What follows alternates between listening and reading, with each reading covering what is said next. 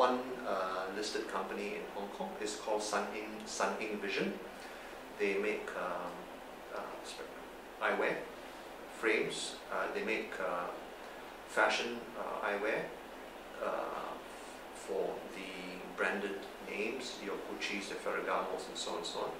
They also do sunglasses under their own licensed brands, including Bukhari, including Celine Dion of Titanic fame, and so on and so on. They also, that's it. That is their dedicated business in the manufacture of eyewear. Yes, that's right. Prescription glasses, such as what I'm wearing. These are not sunglasses, but certainly the frame of prescription eyewear, they would make those as well. So some of these frames goes through to OEM customers, and the brand is of course owned by the customer. Then there are licensed brands where they have license rights to use those brands. So the same manufacturing facility inputs into both arms of the business, the distribution business as well as the OEM business. So the manufacturing facilities are not expanded excessively.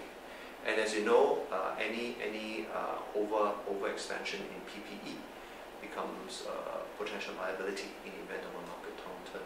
So they've kept their manufacturing facility control, and as margins show themselves to be relatively which one more attractive, they would then input those production volumes into either this distribution arm or the OEM arm. The founding family is a Shanghai family, Ku, stock KU, the Ku family. They came to Hong Kong, and the father founded the business. But at a very early age, the father entrusted to the two sons and one daughter.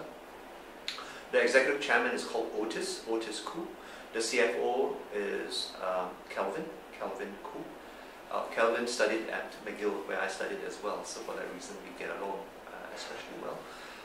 There is a sister who runs the general office administration. I believe her name is Priscilla.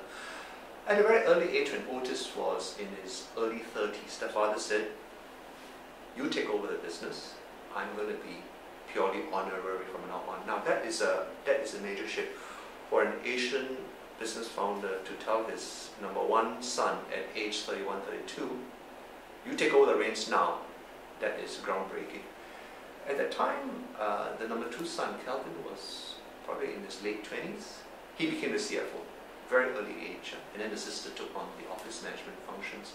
And the two brothers and the sister and all the staff have been helming the business since the first day I met Otis. I met Otis in Hong Kong in 2001, and we've been shareholders in the company since.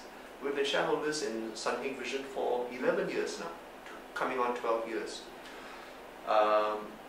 Throughout this time, the board and management of the company have been prudent in use of capital expenditure. At a time today when manufacturing costs in China are skyrocketing because of minimum labor, because of inflation in power and utilities and land, the company feels that to overexpand in this environment is opening themselves up to further risk. So they will maintain that manufacturing facility at present capacity. Depending on the relative attractiveness of the OEM or the distribution leg, they would then divert, or they would then pump those products into the arm that gives them the better return. They know that OEM customers will always put pressure on price. At a time of manufacturing cost increases, the company becomes vulnerable. So they have got this flexibility. They will not go into retail. There have been some Hong Kong manufacturers in the eyewear area that attempted to go into retail, and many of them, most of them, all of them ended up with tears. In other words, they blew up. So the example of history tells a lot to us and also to the owners of Hing Vision. And here's the point which I really appreciate about the CFO and the board's work.